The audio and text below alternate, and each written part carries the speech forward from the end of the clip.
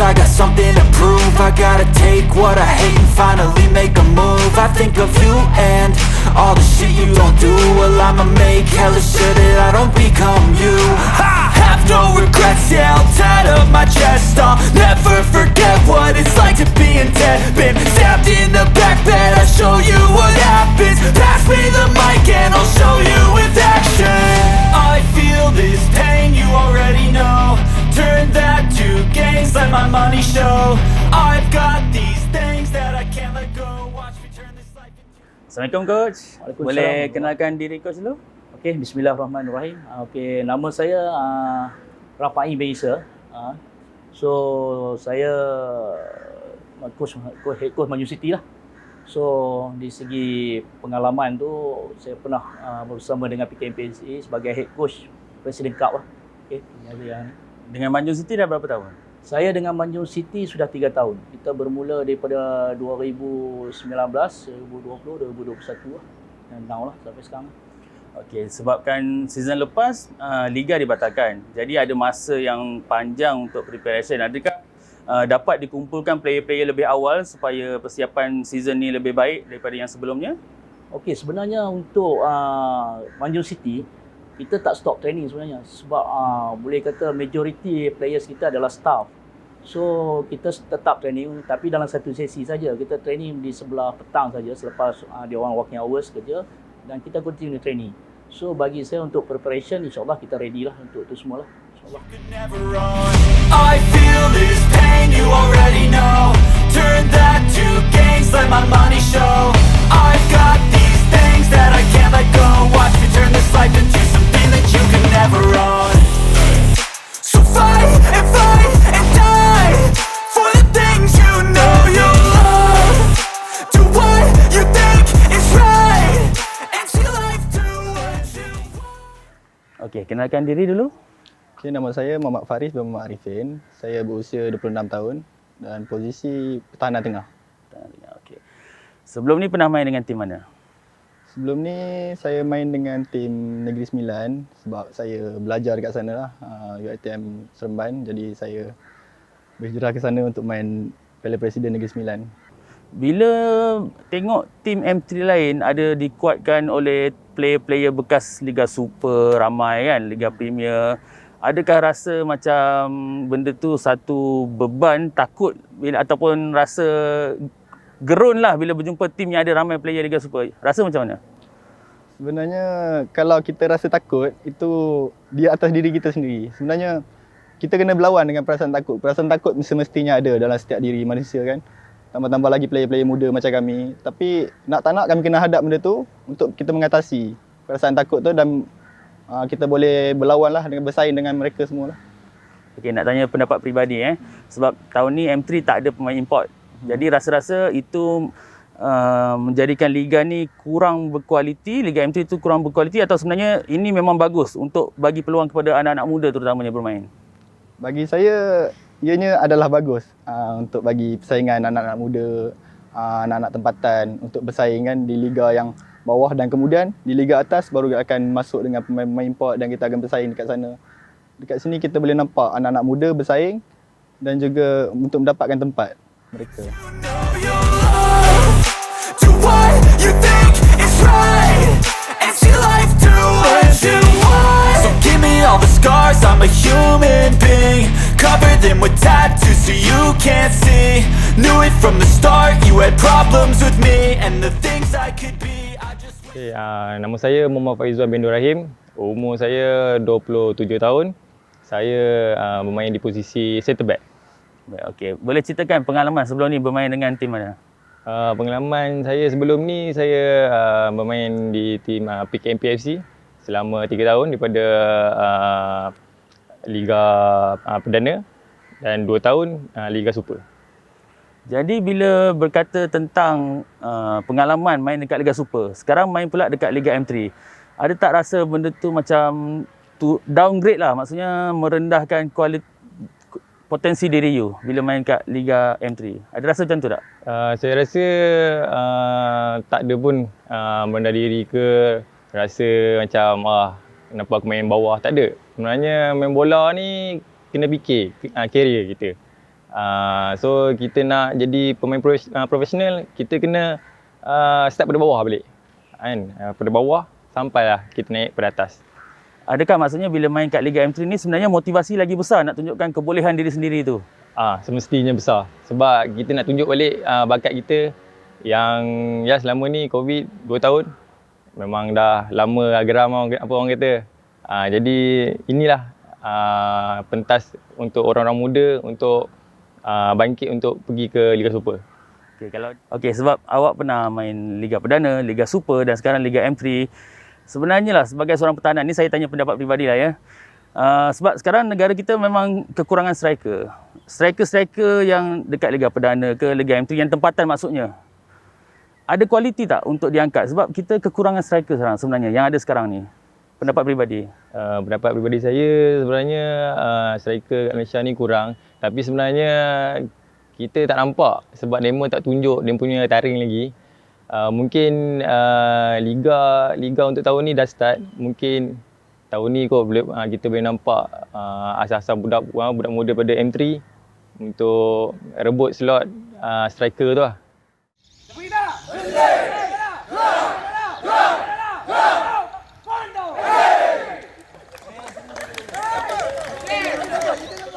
Kita bersama dengan CEO Manjung City iaitu Tuan Syamsul Azman bin Muhammad Saleh. Sihat Tuan? Baik, Alhamdulillah.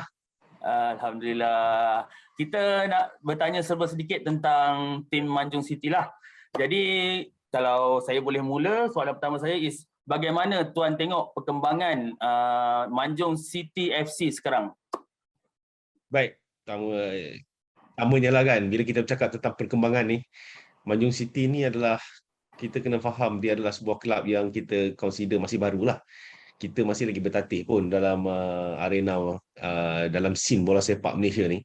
Dan bila kita mula melangkah masuk ke dalam liga di peringkat kemasaan ni, kita dapati banyak cabaran yang kita kena hadapi lah sebenarnya. Dia bukan satu perkara yang mudah.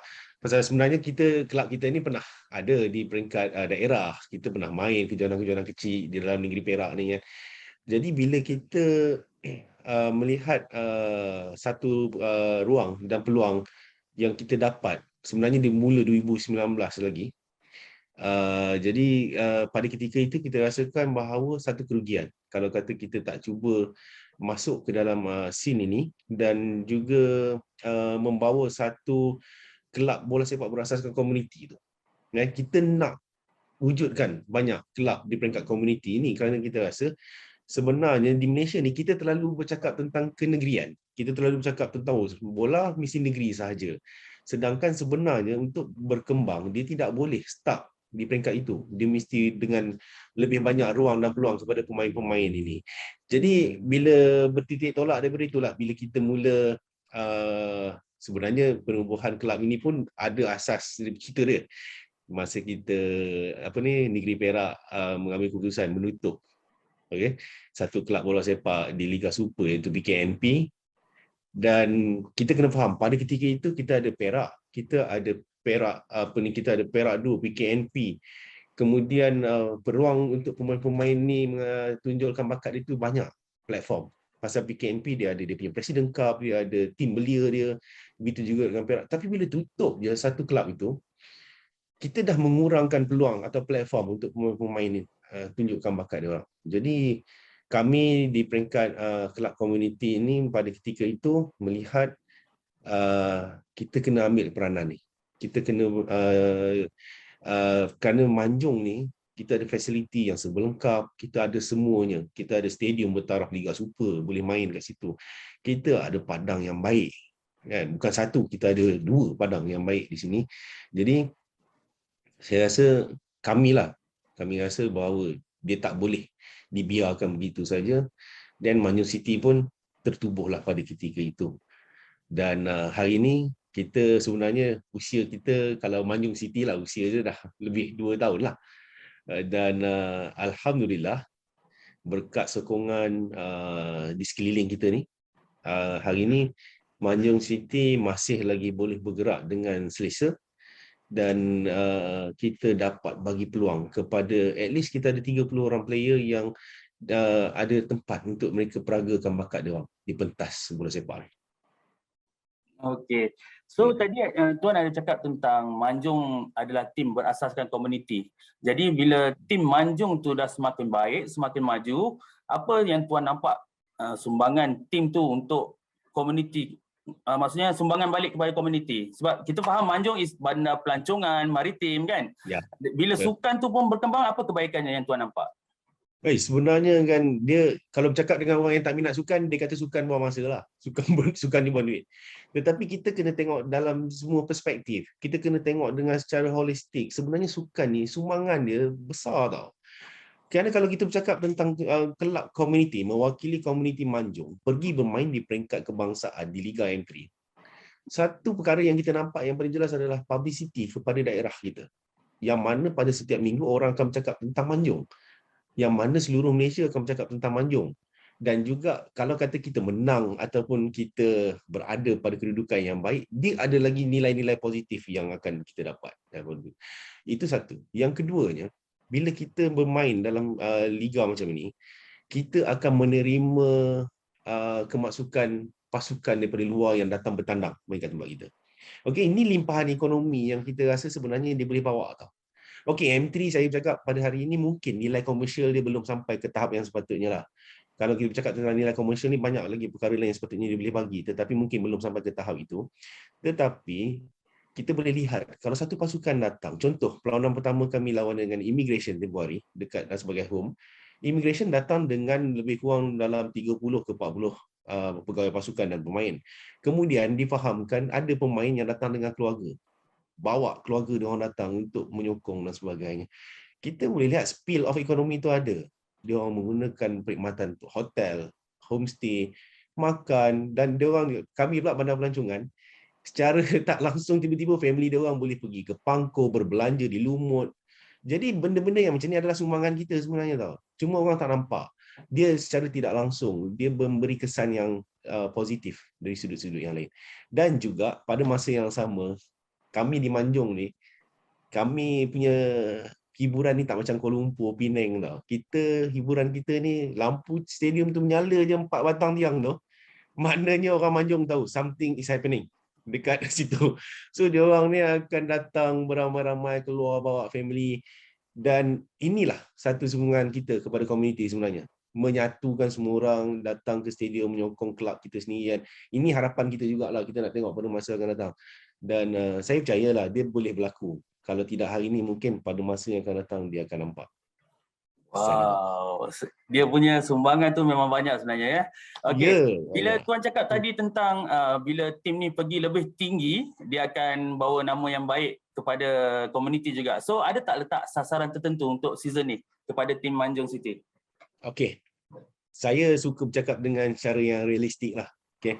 Ada orang mungkin ada division yang lebih jauh, 5 tahun, 10 tahun punya projection apa semua kan. But still macam saya cakap tadi, Liga M3 ni saya haraplah sebenarnya AFL perlu mainkan peranan sebenarnya untuk mengkomersialkan liga ini supaya dia ada nilai, value yang tinggi di mata masyarakat di luar sana. Kalaulah benda tu berlaku, sebenarnya kami pun nak meletakkan sasaran lah juga. Okey, pada hari ini sebenarnya sasaran kami senang saja. Bila kita berada dalam liga tahun yang pertama, liga ni berjalan, kami punya objektif mula-mula dulu, masa kami mula-mula start day one training tu, kami kata okey, kita nak stay je dalam M3 ni kalau boleh. Kita punya, kalau maknanya tak drop pergi ke M4, tak pergi jatuh ke bawah lagi, cukup. Kemudian bila kita tengok perkembangan tim kita dari masa ke semasa, sebab tu saya kata kita realistik, kita tengok kita punya projection tu. Dan hari ini kita rasa sebenarnya target kita kalau boleh kita dapat duduk dalam top 4 grup kita dan kita layak ke peringkat selanjutnya. Then why not kita try lah kan untuk bid for the champion punya spot lah. Tapi macam saya cakap tadi, in the end of the day kami tengok dari segi sudut yang realistik. Kemampuan kita untuk bersaing di Liga Perdana tu sebenarnya bukan kecil anak tau. So kita kena tengok. Sebab tu saya kata sebenarnya nilai komersial liga tu penting. Pasal dia akan membawa masuk penaja, dia akan membawa masuk pihak-pihak yang sebelum ini hanya memerhati. Kalau kata nilai komersial itu tinggi, mereka dah tentulah nak tengok baju kita ada nama dia orang. Masa itulah dia orang rasa ada berbaluinya dia orang menyumbang ataupun menaja kelab-kelab ni. Jadi benda ni sebenarnya bukan hanya peringkat kelab saja. Kami ni pun sebenarnya sebagai salah satu pelakon di dalam liga. So kami mengharapkan satu drama yang terbaik lah supaya dia boleh dijual. Kami ni pelakon dia je kan. So saya dalam ruang ni saya bagi balik kepada AFL untuk fikirkan nilai komersial tu di tangan dia orang. Kami ni boleh mainkan peranan kami, tapi dia orang kena mainkan peranan dia orang juga. Itu yang paling penting. Wow, saya suka dengan metafora pelakon dengan drama tu. Tapi kita boleh tengok senarai pelakon yang ada dekat Manchester City is pelakon-pelakon baru. Tuan rasa pelakon-pelakon baru ni sebenarnya yang tak dapat ruang lah dekat sebelum ni dekat Perak 2, PKNP kan. Jadi diorang ada motivasi yang kuat sebenarnya untuk buktikan kemampuan diorang. Dan bila tengok selepas dua perlawanan ni dan menang dua-duanya, adakah tuan rasa tim ni memang dah cukup sedia untuk pergi ke lebih tinggi, tahap lebih tinggi? Oh, dia kan sebenarnya kan bila kita cakap tentang players yang kita ada kan, masa kami buat selection hari pertama lagi 2 tahun lepas, kami buat selection players ni, kami dah decide kita tidak akan melihat kepada dia nama dia siapa, kita tak akan melihat dia punya history. Kita nak tengok pada ketika itu dia dia punya performance. Dan kami pula letak sasaran pada 2 tahun lepas, sasaran kami semuanya bawah 23 tahun kalau boleh. Kan, kami nak player muda. Moto kami nak create bintang. Kami tak perlukan bintang untuk datang ke dalam kelab ini. Dan last kali kita bercakap tentang kita dah ada siapa. Kita nak cuba create nama-nama baru, kita cuba create watak baru. Dan dia orang ni lah yang sebenarnya dah bersama dengan kami sebenarnya hampir 2 tahun lah. Okay. So kalau masa liga tertangguh 2 tahun tu, mungkin kelab lain release player dia. Okay, kita faham. Kami pun sebenarnya berdepan dengan kekangan yang sama juga. Kalau boleh kita pun rasa macam nak release. Tetapi kita rasa kalau kita mampu, kita bertahan. Dan akhirnya inilah set of players yang kami dah pegang hampir 2 tahun. Tapi berlakulah perubahan sikit, tambahan 1-2 player keluar dan masuk dan sebagainya. Dan hari ini kami ada 30 set of players termasuk dengan 2 pinjaman yang kami ambil. Jadi ini kumpulan yang saya katakan sebenarnya kalau dulu mungkin tak dapat tempat ke apa ke, fine, no problem, datang kepada kita. Dan hari ini macam kami bagi contoh, satu player kita yang sekarang hari ini dulu dia pergi kepada Perak, Syamin Baharudin, dan hari ini dia dah berada di Penang, Liga Super kan. Kemudian kita ada satu player yang pergi ke Penang juga, President Cup. Hari ini insyaAllah saya percaya dia duduk dekat First 11 President Cup Penang. Dan sebenarnya dalam kami punya players ni, saya percayalah, walaupun tak ada secara rasmi, tetapi ada pihak yang dah mula memerhatikan player kita. Jadi maknanya pada saya, satu player sekalipun yang berjaya pergi ke Super League punya team adalah satu tanda aras yang baik. Bahawa sebenarnya kita berjaya create bintang tu kan. Dan inilah kami punya sasaran. Dengan apa yang kami ada ni, kami sentiasa optimis lah. Kami rasa sebenarnya kita boleh jadi strong contender walaupun mungkin kita tak mampu nak jadi champion lagi, but still kalau orang nak lawan dengan Man City tu, orang akan rasa macam okay, kena kerja keras sikit lah. Itu yang kita nak. Okay. Tuan, sebelum ni berdasarkan apa yang saya dah cakap dengan players, dengan coach dan juga dengan Tuan SU juga, dia ada jawapan yang sama. Saya tanya apa kualiti yang anda nampak dalam Manjung City. Mereka kata ada satu sikap unity, kesepaduan dan juga pengurusan yang cekap. Adakah dua elemen ni memang Tuan sendiri terapkan supaya mereka sentiasa jaga benda ni? Yalah, saya setuju lah. Sebenarnya kita di peringkat pengurusan, kami dah decide. Kita kata sebenarnya kami pun okey lah. Nak bercakap tentang background kita orang ni, kami ni macam-macam. Tetapi bila kami masuk dalam Manchester City ni, kami ni pengurusan termasuk dengan coaches apa semua ni, dah tentu kami duduk di dalam ini kerana kami minat. Kami sukakan bola sepak. Kalau kami tak minat bola sepak, mungkin kami tak buat projek ni kan, betul tak? Jadi bila kita dah duduk dalam bola sepak ni, kita minat dan kita ada background yang pelbagai. Okay? Jadi kita satukan kita punya kemahiran dan background yang kita ada ni dari segi pengurusan, dari segi keuangan, pentadbiran dan sebagainya. Bila kita combine sekali, kita bercakap tentang memang kita perlukan unity dalam satu kelab yang macam ini. Pasal nak sustain sebenarnya dia bukannya senang tau. Kita nak pergi, kita nak bergerak, kita kena fikir macam mana sumber keuangan kita apa semua kan.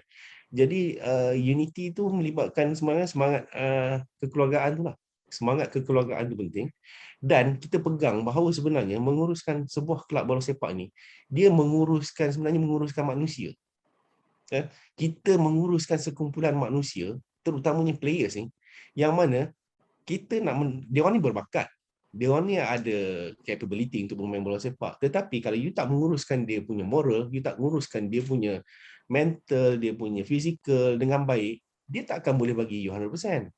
Kan? So maknanya kita kena ada skill yang baik untuk menguruskan manusia, sekumpulan manusia. Players ni 30 orang ni yang all out akan bagi habis-habisan bila dia masuk atas padang. Kan? Pasal kita dah keluar segala-galanya. You nak apa? You nak dari segi baju, you nak gaji, ini pada hujung bulan you make sure you cucuk dinding.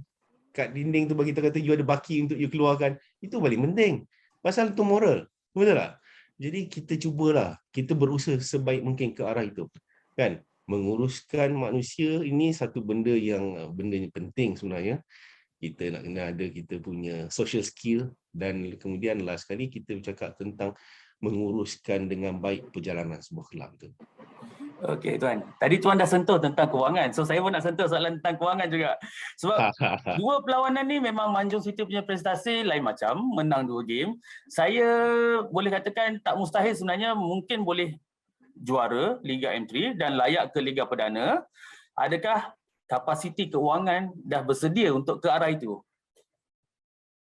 Itulah saya cakap tadi, back to keadaan semasa, we have to be realistic lah. Kami pun sebenarnya kalau fikir pergi ke Liga Perdana, kami bercakap benda perkara yang paling besar sekali bercakap tentang dana lah. Adakah kita mampu untuk pergi? Untuk pergi dalam M3 ni maksudnya kami dah melihat dah 3-4 tahun lagi pun insya-Allah sebenarnya dengan capability yang kita ada, capacity yang kita ada ni, kita boleh sustain M3, level M3 saya cakap. Tapi bila nak pergi ke Liga Perdana, dia mesti ada kekuatan dana yang kuat lah. Sebab itu kami sedang berusaha lagi sebenarnya untuk melihat sumber-sumber yang kami boleh jana. Sama ada baik dari sudut untuk pendapatan kelab itu sendiri, dari segi cara kita, dari segi bisnes, dan juga pada masa yang sama sebenarnya kita perlukan support system lah. Kita perlukan di sekeliling kita ni untuk support kita. Sebab tu kita mewujudkan club community. Kita sekarang ni perlukan nilai komersial kepada liga itu. Akhirnya kami boleh bawa masuk ataupun kita boleh bercakap dengan penaja. Betul tak? Di Manjung ni sebenarnya kalau bercakap tentang big players, big companies apa semua pun ada. But still saya boleh katakan mereka belum buka mata ataupun mereka tak rasa tertarik untuk get involved pasal apa value yang diorang boleh dapat balik daripada liga ini kalau diorang contribute, kan? Sebab tu saya cakap memberi nilai komersial kepada liga itu sangat penting, kan? Pada hari ini saya terima kasih sangat Harimau Melaya, saya rasa dah buat kerja yang sangat baik, berusaha memberikan publicity kepada pasukan-pasukan dalam Liga M3. Tetapi saya rasa dia belum cukup lagi, kerana kalau boleh kita perlu mainstream media. Kita perlu masuk ke dalam mainstream media. Mainstream media ni maksudnya semua, kalau boleh ada channel-channel free to air punya TV ke, even kalau berbayar sekalipun, but still saya katakan pemilik liga ni kena mainkan peranan tu.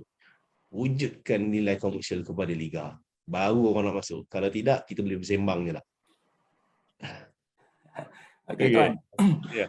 Dengan prestasi yang bagus sekarang, dengan image yang positif juga, dibantu dengan keadaan tim utama Perak FC yang terumbang-ambing, ramai yang berkata mungkin Manjung City tim yang paling sesuai untuk dijadikan seperti tim utama di negeri Perak.